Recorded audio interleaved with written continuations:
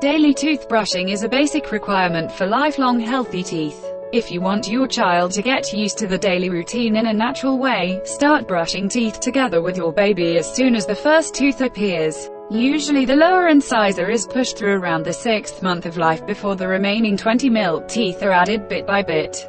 But that is only a rough average value. Some babies are born with the first tooth and others do not have their teeth until the first year of life. According to studies, children are only able to brush their teeth thoroughly on their own after they have mastered the handwriting. Therefore, as parents, you should help them brush their teeth up to the age of about 8 to 9.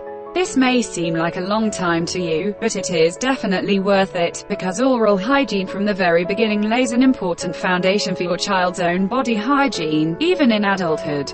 With good care, your child's teeth and yours can last a lifetime. If you have any questions on this topic, please contact us in our practice or make an appointment. We are happy to be there for you.